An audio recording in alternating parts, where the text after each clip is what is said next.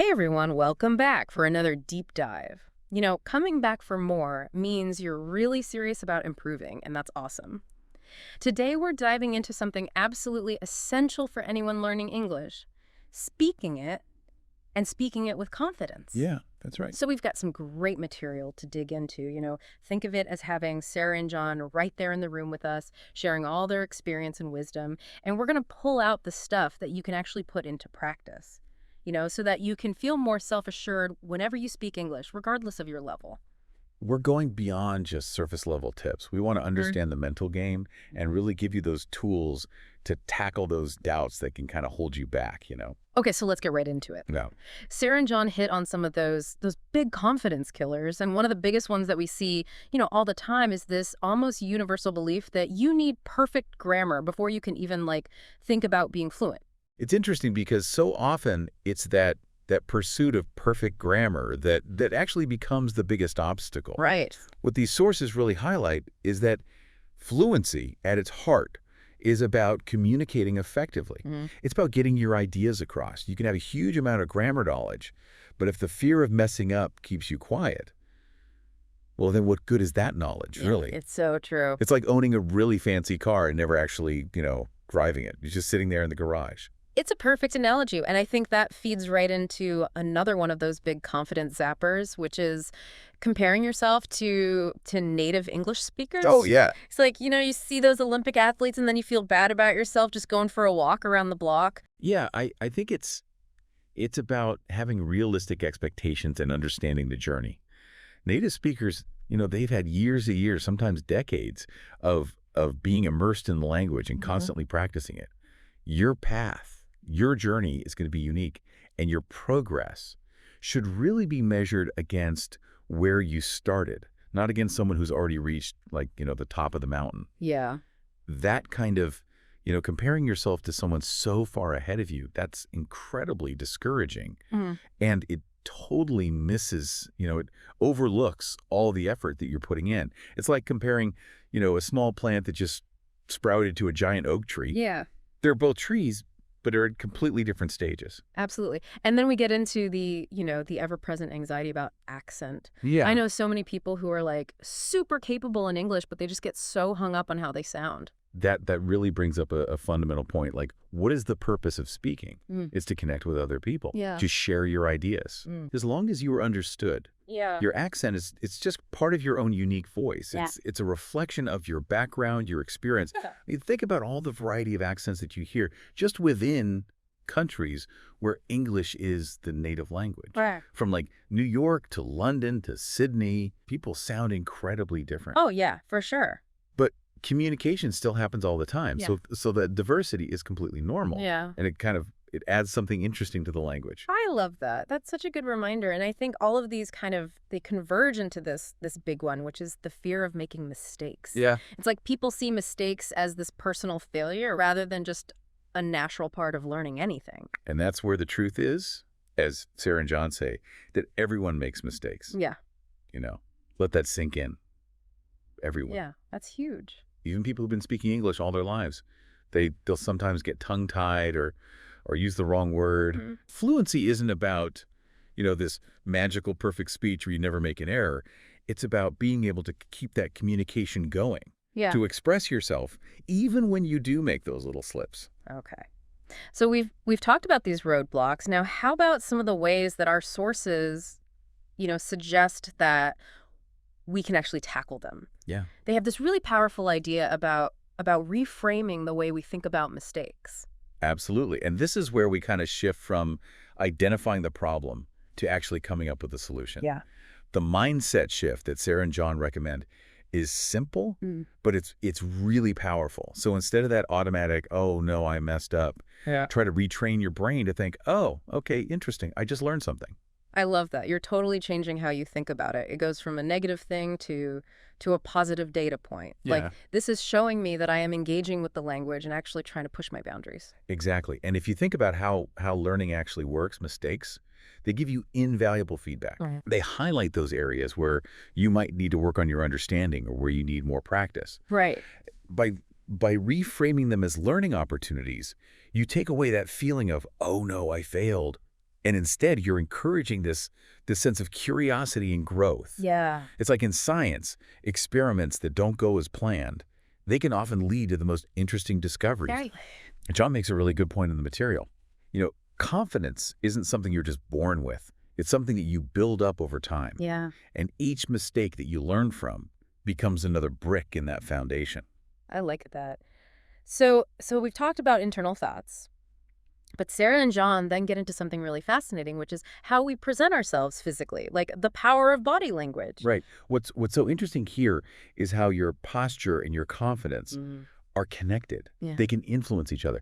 There's this scenario in the sources that really shows this. It compares someone who's slumped over, speaking quietly, with Hmm. someone standing tall, speaking clearly. And when you have a confident posture, it not only shows other people that you're confident, but it can actually make you feel more confident too. It can actually make you feel that way. Yeah.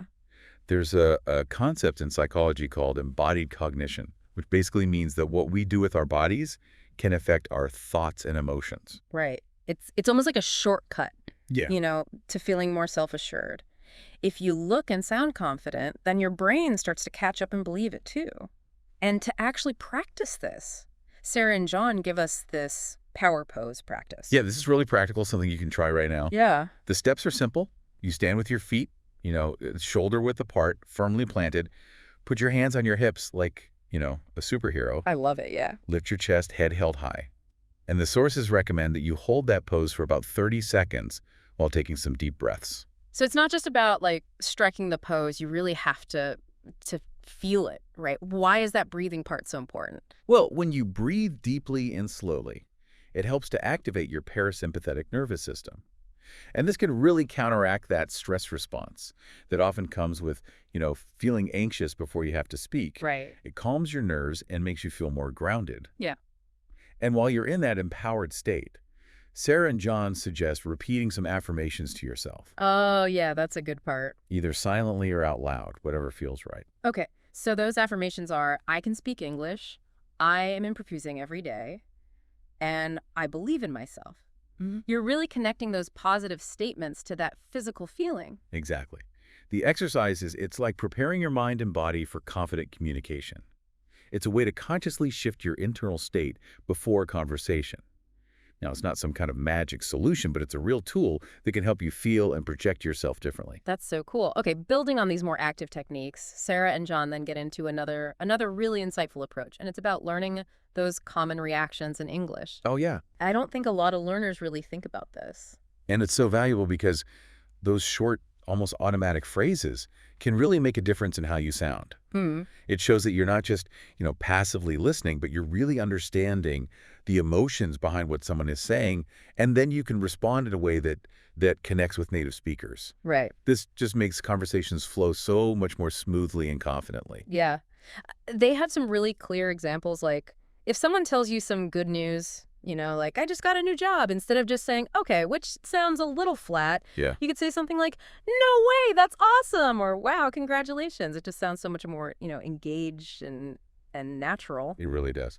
And in the same way, if someone says something like, I didn't sleep well last night, you can respond with, oh no, that sucks, or that sounds rough. Mhm. And that shows empathy. It connects you with the speaker on a more human level. Mm. These little phrases show that you're not just translating in your head, you're actually having a real back and forth conversation. I love that. And those reactions can also give you a little bit of time to think, like keep the conversation going, avoid those awkward silences while you're figuring out what you want to say. That's a really good observation. Yeah. It shows that you're actively listening and engaged, those are key signs of being a confident communicator. You sound more relaxed and present, even if you're still thinking about what to say next. For sure.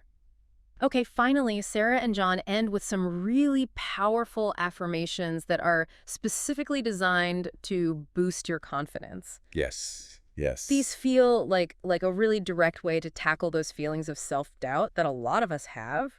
Affirmations are so powerful for consciously changing that inner voice, the one that's sometimes critical. By regularly repeating positive statements about yourself and your abilities, you start to challenge those negative thought patterns and build up that feeling of, hey, I can do this. And they provide a really great list to work with. Yeah. So we have I am improving my English every day. I don't need to be perfect to speak well. I'm not afraid of making mistakes. Every word I say builds my fluency. I believe in my voice. And then finally, that powerful statement, I am confident, I am capable, I am enough. And to make these affirmations really work, consistency and actually believing what you're saying is key. Right. Saying these regularly, either silently or out loud, it helps to reinforce those positive beliefs in your mind. Yeah. The source even suggests taking a deep breath after you say them to really anchor that feeling of calm and confidence. It's like planting these seeds of positivity in your mind and then, helping them grow with repetition. So, as we wrap up this deep dive, the message from Sarah and John is so clear. Learning a language goes way beyond grammar rules and vocabulary. It's about building your courage, finding your own voice, and believing that you can express yourself. Absolutely. It's a continuous process of growth. And every step you take, every time you maybe stumble, but you learn from it, every time you push yourself to speak, those are all acts of courage that not only improve your English, but they also build up your self-belief. I really encourage everyone listening to try out these techniques, the mindset shifts, the power pose practice, using those natural reactions and incorporating those affirmations into your routine. Yeah. These aren't just things to think about. You've got to do them, actually engage with them to really make a difference in how you feel when you speak. This brings us to a final thought for everyone listening. Think about this. English. You learn all this grammar, you build up a pretty impressive vocabulary, but when it comes to actually speaking fluently, it's like there's this wall. Well, it's a hurdle, isn't it? It's like this invisible barrier Exactly. that just can't quite get past. Yeah, and we've been doing a lot of research, a lot of reading on this. And in this deep dive, we really want to give you, the listener, a practical way to kind of break through that barrier. Yeah, absolutely. And I think one thing that really stood out to me from everything we looked at is that, just knowing English, having all that head knowledge, Right. it's not the same as actually using it. It's like Right. reading about how to drive a car Right. You can know all the theory. versus actually getting behind the wheel. Exactly. And I think that's the goal today, right? We're not just going to tell you what to do, but really give you some techniques you can start using immediately. Yeah, and the big thing that kept popping up for me was this idea of, consistent speaking practice. Oh, yeah. Consistency is key. That's the real secret sauce. Absolutely. And so that's what this whole deep dive is about. We're going to unpack 3 powerful techniques Okay. and a bonus tip to just get you speaking more naturally and confidently. Love it. So first up, we're going to look at this idea of speaking out loud to yourself, even when you're alone. Which sounds a little crazy, maybe? Yeah, it might sound a little weird at first, But it works. but stick with us. Yeah, because think about it, right? One of the biggest problems people have Right. is that they don't always have someone to practice with. Exactly, and that's what's so clever about this. Mm-hmm. You've always got a built-in practice partner. Always available, 24/7. You're always there. Yep. No pressure, no one to judge you, Precisely. And what we found in the research is that the key is to just kind of narrate your day. Like, Just talk about what you're doing, describe things. so, I don't know, really simple stuff. Yeah, exactly. Oh, I'm making coffee now. I need to reply to that email later. What am I going to watch on TV tonight? Exactly. Just simple, everyday things. And it might feel a little strange at first. It might, yeah. But here's the thing. This really starts to train your brain to think in English That's the key, isn't it? instead of constantly. Translating. Yeah, that translating step, it slows you down so much. It's a huge bottleneck. Right. We're always going back and forth. It's like you're trying to run a race, Right. but you've got to stop and translate every other step. Exactly. It just slows you down so much. So let's try a little exercise. Okay, I like it. Inspired by some of the stuff we've been reading. All right. We're going to call this the Talk to Yourself Challenge. Sounds good. And listener, we want you to play along, Yeah. okay? I'm going to say a phrase, and I want you to repeat it out loud. All right, let's do it. Ready? I'm listening to a fascinating deep dive. Nice. I'm actively working on my English fluency. Keep going. I can feel myself becoming a more confident speaker. Boom. See? Even just those few phrases, Right. you start to feel it. And what the research shows is that just a few minutes a day of this Mm-hmm. makes a huge difference. It gets your mouth used to forming the sounds. Yeah, the muscle memory And it reduces that anxiety. takes the pressure off. It's like you're practicing in secret. Exactly. So when you do have to speak, you're ready. Okay, let's move on to technique number 2. This one's called shadowing. Shadowing. This is a good one. And I found it really insightful. So Tell me about it. basically what you do is you listen to someone speaking English Okay. and you repeat it almost immediately, like you're their shadow. Like an echo. Exactly. I like it. But it's not just mindless repetition, Right. You're really trying to match their rhythm, their intonation, the way they connect the words. You're absorbing their style, their flow. Exactly. And one of the sources had this great little exercise called Shadow This Conversation. Oh, cool. So we're going to try that. Okay. We're going to speak a short dialogue at a normal pace, and then we'll pause so you, the listener, can repeat it. Sounds good. Let's go. Okay, here we go. John says, "Hey, how's your day going?" And Sarah replies, "It's been pretty good, actually. Just finished a nice walk." John then asks, "Oh, that sounds lovely. Did you see anything interesting?" And Sarah says, "Yeah, a couple of really cute dogs. What about you?" So, see? What's really cool about this Yeah. is you're not just focusing on the individual words or the grammar. Mm. You're absorbing the natural rhythm of the language, That's the key, isn't it? the intonation, the way it flows. You're getting the music of the language. Exactly. It's Yeah. like learning to dance by dancing. Instead of just reading the steps. Right. Okay, technique number 3. This one might be a little bit scary, Oh, but bear with me. okay. It's recording yourself speaking. Yeah, some people find that a bit daunting. I know, but trust me, Mm. it's so beneficial in the long run. It is. Because you can really hear yourself. And the sources we looked at, they all recommend using your phone. Makes sense. Everyone's got one. Right? Just talk for like 2 minutes about anything. Could be anything at all. And then this is the key part. You listen back to it. That's where the magic happens. And the goal isn't to be super critical, Right. It's more about noticing patterns, becoming aware. Like maybe you're using a certain filler word too much. Like, Or your pace is all over the place. maybe you're speaking too fast or too slow. Or maybe you mumble some sound. Exactly. It's about self-awareness. It's like having a coach, but the coach is you. I like that. And one of the sources even suggested this cool little task. Oh, yeah? They called it mini speaking task, daily journal speaking. Sounds intense. It's not. It's really simple. Every day you pick a topic. Yeah. Like they suggested things like my favorite book or what I'm doing tonight. Just the simple things. Mm-hmm. And then you just speak about it for 2-3 minutes. Yeah. No writing, no notes. Just off the top of your head. And then you record yourself and listen back. So you can hear how you sound.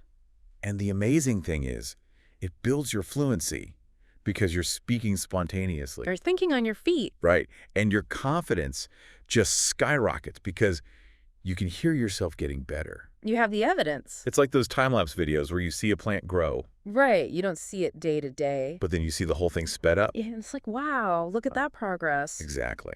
Now, before we wrap up, there was one bonus tip we wanted to share. Hit me with it. It came from a guy named John, and it's all about using sentence starters. Sentence starters, what are those? They're basically little phrases that help you get your sentences going, especially if you tend to hesitate. Oh, I get it. Like training wheels for speaking? Yeah, kind of. Mhm. And they gave some really great examples that you can use in tons of situations. Like what? I think that, Okay. in my opinion. One thing I find interesting is, Mm-hmm. I believe, I like it. if you ask me, Useful stuff. and the goal is to practice them so much that they just become automatic. Like second nature. Yeah, your brain just starts completing the sentences without you even thinking about it. So you don't have to start from scratch every time. Exactly. It's a sign that you're becoming more fluent. Makes sense. Okay, so quick recap of the 4 key strategies we covered today. Let's do it. Number 1, speak out loud to yourself. Narrate your day, describe what you see. Even if it feels silly. It works. Number 2, shadow native speakers. Listen and repeat. Focus on their rhythm and intonation. Get that music in your head. Number 3, record yourself speaking. Listen back. Notice your patterns and track your progress. It's your personal fluency coach. And lastly, the bonus tip from John, use sentence starters. Those little phrases that get your sentences flowing. And the big takeaway from all of this, Practice, practice, practice. yes, consistency is key. Speaking English is a skill. Like playing an instrument or a sport. You have to use it to improve it. Use it or lose it. Right. Right. And as we wrap up this deep dive, I think it's important to remember What's that? that the next step on this fluency journey is building your confidence. Oh, absolutely. And that comes from doing all these things we talked about, from actually speaking. The more you do it, The more comfortable you become. the more confident you become. You start to feel like, hey, I can actually do this. Exactly. And that's the best feeling. And so as we finish up here, we want to leave you with a question, listener. A question to ponder. How might consciously incorporating these speaking techniques into your daily life, how might that change your interactions? How might it change your whole approach to learning English? Big questions. And most importantly, what's one small step you can take today to put one of these techniques into practice? I would just freeze up like a deer in headlights. Oh, no. I knew what I wanted to say in my head, but it just wouldn't come out of my mouth, and I ended up just mumbling and blushing. I feel that it's tough when you're putting so much pressure on yourself. It really is. But here's the thing. Fluency isn't about speaking perfectly. It's about being able to communicate your ideas effectively and naturally. Right. It's about the flow.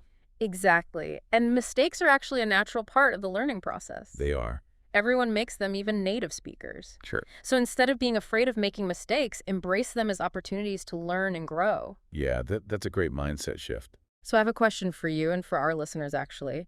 What do you think is the biggest thing holding you back from speaking English fluently? That's a good question. Take a moment to really think about it. What are your fears? What are your doubts? What are the specific challenges you face when it comes to speaking English? You can even jot down your thoughts, if that helps. Yeah, having that awareness is the first step to overcoming those obstacles. Totally.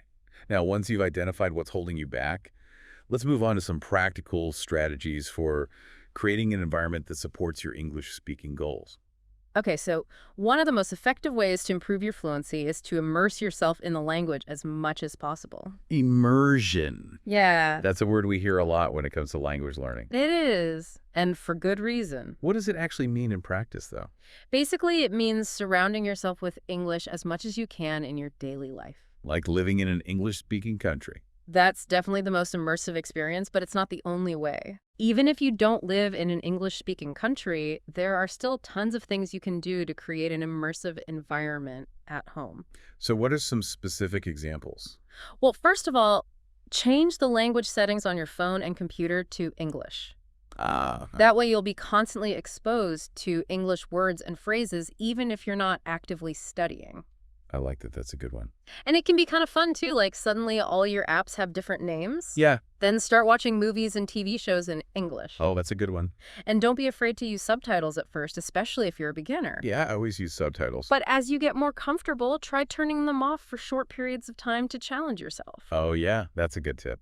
And, you can also try reading books and articles in English, or listening to English music and podcasts, and even talking to yourself in English. Talking to yourself in English. Yes, it might sound silly, but it's actually a really effective way to practice your speaking skills without any pressure. I guess you can't really judge yourself too harshly, right? Exactly, and you can talk about anything you want, like what you're doing, what you're thinking, what you're feeling. So it's like thinking out loud, but in English. Precisely. That's actually pretty cool. And you know what? The more you immerse yourself in English, the more natural it will become for you to think in English. So instead of translating from your native language, you'll start to think and speak directly in English. Right, which will make your speech more fluent and spontaneous. So now that we've talked about creating an immersive environment, let's move on to some specific speaking practice techniques. Awesome. So one technique that I've found to be really helpful is called shadowing. Shadowing. I like that. Basically, shadowing involves listening to a recording of someone speaking English and then trying to imitate their pronunciation, intonation, and rhythm as closely as possible. So like a parrot. Kind of, Yeah? but with a focus on really understanding and replicating the nuances of the speaker's delivery. So you're not just repeating the words, you're trying to embody their speaking style. Exactly, and you can shadow anything from speeches to podcasts to movie dialogues. I'm curious, can you give us a quick demonstration of how shadowing works? Sure, so let's say we're shadowing the sentence. The quick brown fox jumps over the lazy dog. Okay.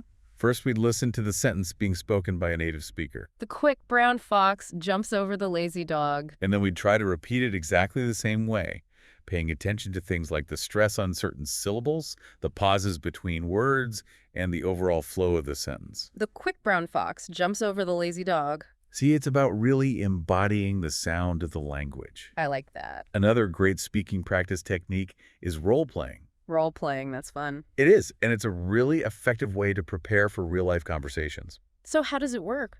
Basically, you choose a specific scenario, like ordering food at a restaurant or asking for directions, and then you practice the conversation with a partner or even by yourself. Oh, I see. So you're basically acting out the situation. Exactly. And the more you practice these common scenarios, the more confident you'll feel when you encounter them in real life. That makes sense. For example, let's say you're planning a trip to an English-speaking country. Fun.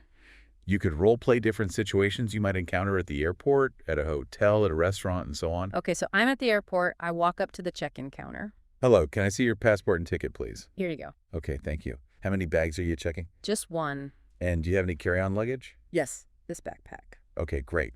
Your flight will be departing from gate 15. Boarding will begin in about an hour. Enjoy your flight. Thank you. You see, it's all about practicing those common phrases and getting comfortable with the flow of the conversation. And you know what? Role-playing can also help you to identify any gaps in your vocabulary or grammar. Right, if you find yourself struggling to express certain ideas or using incorrect grammar, you need to focus on those areas in your studies. So it's a great way to pinpoint your weaknesses and target your learning. Exactly. And now let's talk about something that can make a huge difference in your speaking confidence body language. Oh, interesting. Yes, it might sound surprising, but the way you hold yourself and the way you use your voice can have a significant impact on how confident you feel and how others perceive you. So like standing up straight and making eye contact. Exactly. Those things can make you appear more confident and assertive. And if you appear more confident, you'll probably feel more confident too. Right. It's like a positive feedback loop. And there's actually scientific evidence to support this. Oh, really? Yes. Studies have shown that adopting a power pose, like standing with your feet apart and your hands on your hips, can actually increase your testosterone levels and decrease your cortisol levels. Whoa, that's fascinating. It is. Testosterone is associated with confidence and dominance, while cortisol is associated with stress and anxiety. So by changing your posture, you can actually change your hormones. It's pretty amazing. That is pretty amazing. So next time you're feeling nervous about speaking English, try standing up straight, making eye contact, and using a strong, clear voice. It might feel a little awkward at first, but trust me, it will make a difference. I'm willing to give it a try. Now let's talk about some key elements of natural, fluent English speech that you can start incorporating into your conversations. Sounds good. First of all, pay attention to the use of natural phrases and idioms. These are expressions that native speakers use all the time, and they can really make your speech sound more authentic and less textbook-like. So instead of saying, I am very happy, you could say, I'm over the moon. Exactly. Or instead of saying, I am very tired, you could say, I'm dead tired. I like that. Another important element is the use of connectors. These are words and phrases that help to link your ideas together and make your speech flow more smoothly. Like, however, therefore, and on the other hand. Right. And don't forget about conversational reactions. Yeah. These are short phrases you use to respond to what someone else is saying, and they show that you're actively listening and engaged in the conversation. Things like, wow, really, and that's amazing. Exactly. Those little reactions can make a big difference in how natural and engaging you sound. So now that we've covered all of that, I think it's time for our listeners to put their skills to the test. Yes, let's do some practice. Are you ready? I'm ready. Okay, here's your first challenge. Imagine you're meeting a new person for the first time. Introduce yourself and ask them a few questions about themselves. Take your time, think about what you want to say, and then speak out loud as clearly and confidently as you can. We'll pause for a few moments to give you time to practice. And remember, don't be afraid to make mistakes. This is just practice. You're in a safe space here. Great job now for the second challenge. Imagine you're ordering food at a restaurant. Ask the waiter for recommendations, make your order, and then ask about the waiting time. Again, take your time. Think about what you want to say and then speak out loud. We'll pause for a few moments to give you time to practice. You're doing great. Awesome. And for the final challenge, imagine you're giving a presentation about your favorite hobby or activity. Talk about what you enjoy doing, why you like it, and maybe share some interesting facts or stories. This is your chance to shine. Take a deep breath and let your passion for your hobby come through in your voice. We'll pause for a few moments to give you time to practice. Excellent work. You've done a fantastic job. You should be proud of yourself for stepping outside of your comfort zone and practicing your English speaking skills. So as we wrap up this deep dive, remember that fluency and confidence come with practice and perseverance. Don't be afraid to make mistakes to unlock your speaking potential. Yeah. Yeah, exactly. So think of this as like a distilled version of an effective language learning session that we're just bringing straight to you. So we're going to be exploring techniques to get over that hesitation to speak, and we're going to talk about how to really immerse yourself in the language. And yeah, how to just develop a speaking style that feels more comfortable, more natural to you. So I think one of the first things that this session addresses is, and I think it's something that resonates with pretty much everyone learning a new language, is that fear of actually speaking. Oh, absolutely. The fear of making mistakes, Yeah. the fear of not being understood. I think that's a really, really common obstacle for people. And what I found really interesting about this material is that it really reframes how you think about fluency. Hmm. You know, we often think of fluency as this like talent that some people are just born with.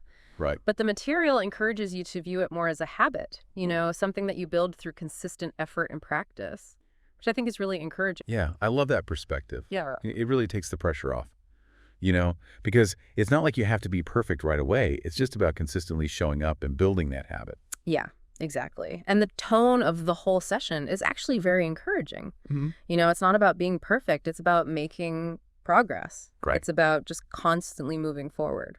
Okay, so we've talked about that kind of initial fear that Mhm. people have, and Yeah. we're shifting our mindset, thinking about it more as building a habit. So what does the session say about like the next crucial step in terms of making English feel like a more natural part of your everyday life? Well, it talks a lot about the idea of daily immersion. So creating an environment where you're constantly exposed to English even when you're not actively studying. Right, so it's almost like always having your ears kind of tuned to the frequency of English. Exactly. So how would you practically implement that? Well, it could be as simple as, you know, changing the language settings on your phone Okay. or on your apps, listening to English music or podcasts, maybe even watching movies or series in English with English subtitles, reading English news articles, you know, anything that you find interesting. The point is to just surround yourself with the sounds of the language as much as possible. So it's not enough to just have like English passively playing in the background. It's about actively engaging with it. Yeah, that's where the real magic happens, is when you're actually trying to understand, even if it's just the gist of a conversation or you're trying to pick out a few words in an article, that's when you're really starting to internalize the language. Right. Okay. Yeah. So we're creating this immersive environment. So let's talk about some specific techniques that the material highlights for actually improving your speaking skills. Sure. So there are a few techniques that they mention. One that I thought was really interesting is called shadowing. Shadowing. Yeah, Have you heard of that? I have, but I think it would be great if you could just kind of break it down for us. Yeah, sure. Yeah. So basically, shadowing involves listening to a native English speaker and then repeating exactly what they're saying. You're trying to match their intonation, their pauses, their speed. It's like you're their echo. Huh. Interesting. So you're kind of learning the physicality of speaking the language. Exactly. It helps you develop muscle memory for the sounds and the rhythm. That's cool. Yeah. And another technique that they mention is talking to yourself in English. Talk to yourself. Okay, I know it sounds a little strange, but it's actually a really great way to practice forming sentences and thinking in English without any pressure. Oh, yeah. That makes sense because there's no fear of judgment. Right, exactly. So you can experiment and play around with the language. You could describe what you're doing, you know, I'm making breakfast, or you could talk about your plans for the day. Anything at all. Yeah. And I imagine it also helps to kind of get those thoughts flowing in English more naturally. Absolutely. The more you do it, the easier it becomes to think in English without having to translate in your head. That's really cool. Yeah. They also talk about the importance of recording your own voice, Yes, that can be really helpful. which I imagine can be a little bit scary at first. Maybe a little bit. Yeah. But it's a great way to identify areas where you can improve. You know, like maybe your pronunciation isn't clear. You're using a lot of filler words like, Right. So it's like giving yourself feedback so you can really pinpoint those areas to work on. exactly. And then they also touch on something that I think is often overlooked, which is body language and maintaining a confident mindset, even when you don't feel confident. Oh, that's so important. It is. You know, Right. things like eye contact, posture, speaking clearly. Even if you're feeling nervous on the inside, projecting confidence can actually make you feel more at ease. I completely agree. Because you start to kind of believe it yourself. Yeah. Fake it till you make it kind of thing. Exactly. And it also helps other people perceive you as more confident, which can make the whole communication process smoother. So we've talked about these techniques for practicing speaking, but the material also dedicates a good chunk of time to understanding natural conversations, which I think is super important because it helps bridge that gap between textbook English and real-world English. Oh, for sure. Because, in real life, people don't speak like they do in textbooks. Right. So the session actually includes a short example of a natural conversation between two people, Sarah and John, Okay. and they're just chatting about their weekend. Okay, cool. And what's really neat is that they break down all the little elements that make this conversation sound so natural. Like what kind of elements? Well, for example, they start with these very casual greetings, just, hey, and how was your weekend? Right, very different from the formal greetings that you might find in a textbook. Exactly. And their replies are equally informal. Pretty good. That sounds amazing. Nice. Just short, simple responses. So it's really about getting comfortable with those everyday phrases that native speakers use all the time. And then they ask follow-up questions, which is how you keep a conversation going. So, for example, Sarah mentions that she went hiking. And John asks, where did you go? Right. And then John talks about making pizza. And Sarah asks, how did it turn out? Yeah, it's all very organic. Yeah. And they also use a lot of common expressions like chill weekend or took way too many photos, little things like that. So those little details, those idioms, those informal phrases, they really add to the authenticity of the conversation. They do. And the material really emphasizes that these small everyday interactions are the foundation for more complex conversations. That makes sense because we have these kinds of short conversations all the time. Right, exactly. So you can master those, you're already well on your way to becoming a more fluent speaker. Yeah, and once you're comfortable with the basics, you can start to focus on more nuanced aspects of conversation, like expressing your opinions more clearly or telling engaging stories. Okay, so we've analyzed an example of a natural conversation. Mm-hmm. And then the material takes a really practical turn with a section called practice time, Yeah. which I think is super valuable because it encourages the learner to actually speak out loud. Yeah, this is where you get to put everything into practice. Exactly.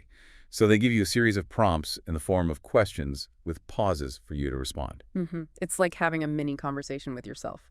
Yeah, so let's try a few of those prompts right now. The first one is, what did you do last weekend? Ooh, that's a good one. It's open-ended. There's no right or wrong answer. It's just a chance to share a little bit about yourself in English. Right, and it's the kind of question that you might get asked in a casual conversation with a friend or a colleague. Absolutely. Okay, next prompt. What's your favorite food and why do you love it? Okay, so this one encourages you to not just name something, but to explain why you like it. To use some descriptive language. Right, so you're practicing expressing your opinions and preferences. Exactly. All right, next one. Describe your perfect vacation. Where would you go? Ooh, this one's fun. It gets you thinking creatively and using more vivid language. Right, you're painting a picture with words. Okay, bringing it back down to earth.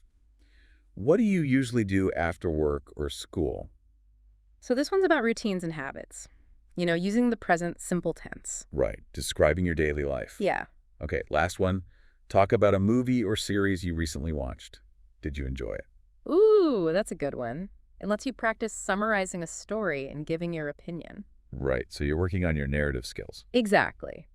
And what I really appreciate about this practice time section is the encouragement that they give. They say, speak freely, don't worry about mistakes, let your thoughts flow. Yes, that's such an important message because it's really about just getting those words out there. Don't be afraid to make mistakes.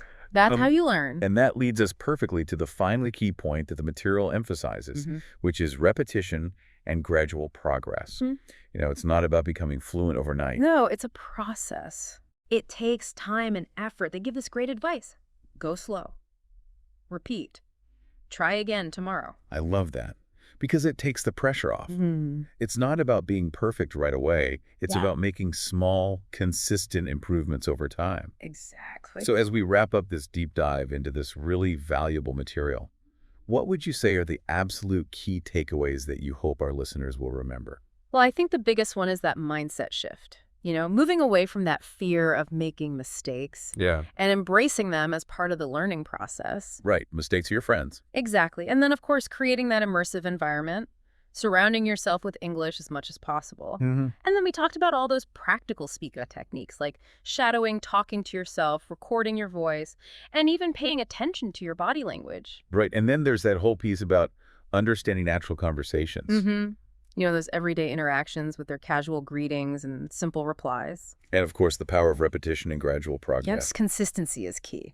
Right. And I think the most important message from this whole session is that fluency is not some magical talent that some people have and others don't. It's a habit. It's a skill that you build through effort and dedication. Absolutely. You can become a confident English speaker. Yes, you can. Mm. So as we finish up, I want to leave you with this thought. What's one specific tip or technique from our discussion today that really resonated with you? Maybe it's shadowing. Maybe it's talking to yourself in English. Whatever it is, I want you to think of and out. Oh, yeah. What are we seeing? So, we're definitely going to be talking about tools Okay, tools, love that. that you can use to practice your speaking. There's also a really cool 7-day challenge that we're going to break down. And then also, just some kind of overall mindset tips Oh, that's interesting. to build a long-term speaking habit. Okay, so starting with those tools, I'm really curious about this. What's standing out to you as far as what are people using today to improve their speaking? Well, it's really interesting to see how technology is kind of being incorporated with more traditional methods. Okay. And one of the big categories here is AI and chatbots. Oh. So specifically things like Elsa Speak Oh, yeah. have been mentioned. And what's really cool about those is that they give you this immediate feedback on your pronunciation Okay. and really specific sounds. So it's not just like a general, oh, you sound good or you sound bad. It's like you need to work on this particular sound. Exactly. You can really pinpoint those subtle nuances Right, I like that. that can sometimes make make it hard to understand you. Yeah. And so getting that specific feedback Yeah. can really accelerate your progress. So it's almost like having a pronunciation coach in your pocket. Exactly. Yeah. And then there's also Youglish, which I think is super cool because instead of just looking up a word in a dictionary and seeing the definition, you actually see examples Yes. of it being used Bit of context. in real conversation. real conversations, real videos. Yeah, so you get the intonation. Exactly. You get to hear the word used in different situations. Yeah, it's like seeing the living language in action. I love that. And then moving on from those solo tools, it seems like there's a big emphasis on actually connecting with people. Oh, definitely. And there are a few apps mentioned here like Tandem and HelloTalk. Yeah. What's the real value of actually, practicing with another person? Well, you're getting that authentic communication, right? You're not just practicing in a vacuum. Right. You're engaging with someone. You're having spontaneous conversations. You're probably being exposed to different accents. Different accents, different speaking styles. That's so important. It's really crucial for building that real-world confidence. Yeah, which is, a huge part of fluency. It's not just about, knowing the grammar. It's about feeling comfortable speaking it. Absolutely. And then this was interesting. The material even talked about using ChatGPT or other similar AI for conversation practice. Yeah. What's the benefit of that? Well, I think it's great because it's low pressure. Okay. You can experiment with saying things. So if you make a mistake, you're not embarrassed. Exactly. Nobody's judging you. Right. And it's really good for, if you don't have a speaking partner available, Oh, I see. you can still practice and you can still work on forming sentences and expressing your ideas. It's like that 24/7 availability. Right. Yeah. But, it is important to remember that the feedback you're going to get from those AI tools, it's not going to be the same as what you would get from a person. Right. It's not as nuanced. Exactly. Okay. So we've got the AI tools for that targeted feedback. And then we've got human interaction for the real world practice. Exactly. What else? What other tools are people talking about? So another big category is using voice recording and dictation. Okay. And so things like just your phone's recorder Yeah. and apps like Otter.ai and Google Recorder. I've used those. Yeah. And what's really cool about this is you're combining that act of speaking Okay. with creating a record. So I'm saying it out loud, but then I'm also seeing it. Yes. Yeah. So you're getting this really objective analysis of your spoken English. That's such a good point because so often when we're practicing a language, we don't actually know Right. how we sound. We just kind of feel like, oh, I think I'm doing okay. Yeah, I think it sounds good in my head. Right. But then when you see it written down, you're like, oh, actually, Yeah. that's not how I meant to say that. Well, I didn't realize I made that grammar mistake. Exactly. Or I didn't realize I pronounced that word that way. So it really takes the guesswork out of it. Definitely. Now, and another technique that's mentioned here is shadowing. Yes. That sounds kind of cool. What is that all about? Yeah. So it's this really great technique for improving your pronunciation, your intonation, and even your natural rhythm Oh, of yeah. speaking. And they recommend using YouTube channels with subtitles. Okay. Some specific ones that were mentioned were English Addict, Yeah. BBC Learning English, and Speak English with Vanessa. I've heard of all of those. Yeah.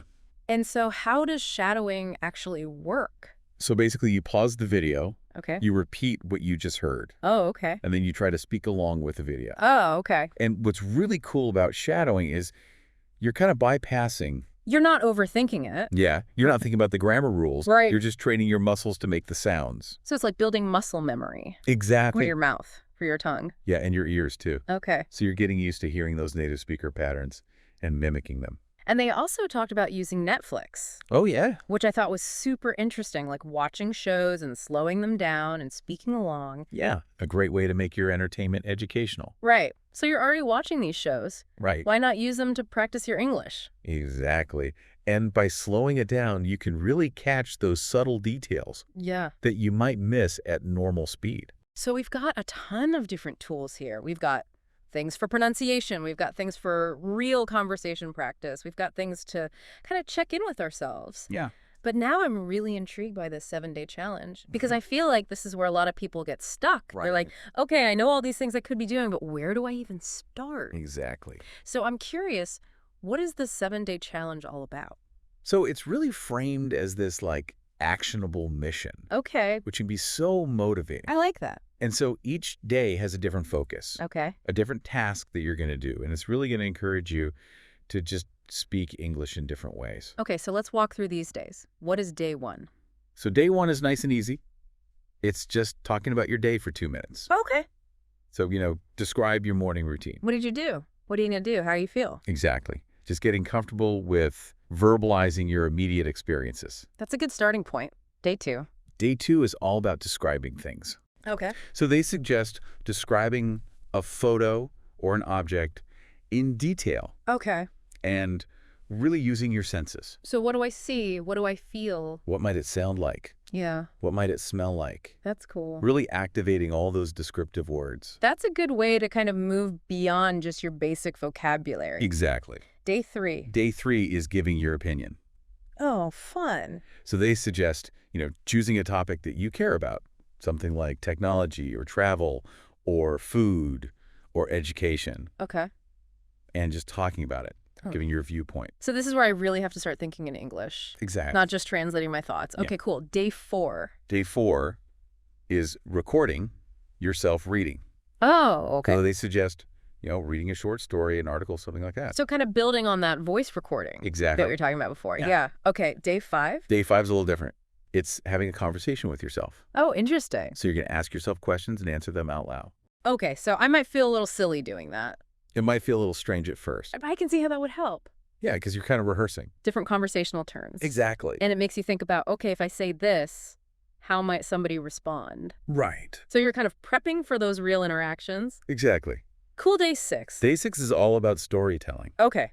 So they suggest talking about a past memory or a funny childhood story. So I'm using those past tenses. I'm using descriptive language. Right, you're really building a narrative. Cool. Day 7. This is the final day, The grand finale. and the challenge is to record a 2-minute English vlog. Oh, fun. So imagine you're talking to your YouTube audience.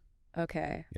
Really organize your thoughts, speak clearly, project your voice. So it's like simulating a real communication scenario. Exactly. I love that. Wow. So that's the challenge. So the 7-day challenge is going to help people improve their fluency, improve their confidence. Yep. And one thing I noticed in the material is that there was a lot of encouragement to share your progress. Yes. Now, obviously, this is an audio-only format, Right. but I still think that idea of community Yeah. and sharing what you're learning Connecting with other people who are on the same journey. is so powerful. Even just acknowledging, hey, I did this today, Yeah, can be really motivating. definitely. Okay, so we've got the tools, we've got the structure of this challenge, but how do we make it last? Right. How do we actually turn this into a habit? Well, the big emphasis is on consistency over intensity. Okay, so it's not about, cramming in a ton of practice all at once. Right. It's about making it a regular part of your life. Exactly. And, it's like if you're trying to grow a plant, Okay. giving it a little bit of water every day Is better than is going to be way more effective than like drowning it once a week. That's a good analogy. And the material even talked about how just 5 minutes a day Yes. can make a huge difference. Which can feel really manageable, right? Because so often we think, oh, I need to block out an hour. Right. And if I don't have an hour, then I'm not going to do it at all. But just 5 minutes. 5 minutes. It adds up. Yeah, because it's that consistency. Exactly. Like brushing your teeth. You don't brush your teeth for an hour once a week. Yeah. You brush them for 2 minutes twice a day. Exactly. And so it's about finding those little pockets of time. Yeah, making it sustainable. Yeah. And then finally, the material ended with some really beautiful words about kind of the purpose of language learning Yeah. and the mindset that we need to have. And I'm curious what stood out to you there. Well, it really shifted the focus from, just the grammar and vocabulary to Okay. like the bigger picture. Yeah. It's about connection. It's about self-expression. Yeah. It's about having the confidence to share your ideas with the world. And there was that one line that I just loved. What is that? You're not behind.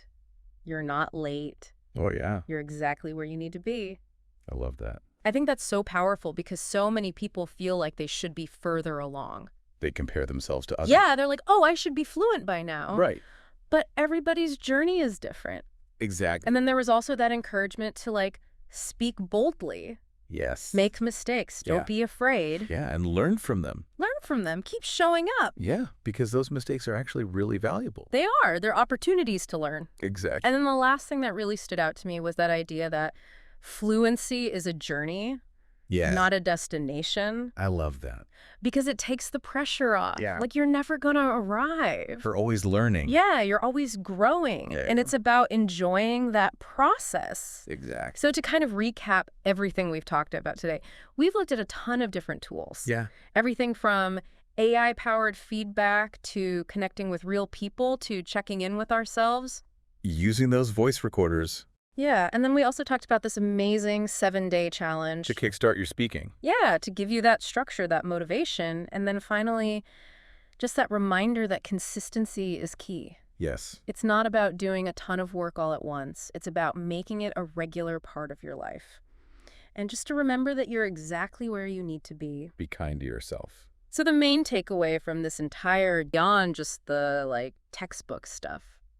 Totally. And they're really focused on this mindset piece. Like how to overcome those mental hurdles that so many learners face. So our mission today is to pull out their key messages and Right. and kind of see, what resonates with you and what might help you in your own journey. Awesome. Yeah. Let's jump in. So one thing that really jumps out from both Sarah and John's experiences Okay. is they both talk about the fear factor. Oh, yeah, for sure. Like John talks about this initial terror of speaking, Yeah. being worried about being judged or laughed at or making mistakes. It's like that vulnerability of putting yourself out there, It's so real. Yeah, when you're still learning and you're not confident yet, it can be super intimidating. Totally. And even Sarah, who's, obviously come a long way in her English journey, Right. she talks about feeling really nervous during a job interview. Oh, wow. Yeah. Even when she knew her English wasn't perfect, she was still using, what she called broken sentences. But what's so powerful about their stories is that they both push through that fear. Exactly. And John even says that the fear of laughter never actually happened. Yeah, it's interesting. He built it up in his mind, but in reality, people were supportive. And I think that's so common. And, we create these worst case scenarios in our heads, Oh, totally. but often they don't even come close to happening. And the more he spoke, the more confident he became. Like it's a muscle. Yeah. The more you use it, the stronger it gets. That's a great analogy. Yeah. Practice really does make a difference. And Sarah's story is so encouraging. Despite feeling nervous, Mm-hmm. she got the job. That's amazing. And her key message is so good. She says, confidence is louder than grammar.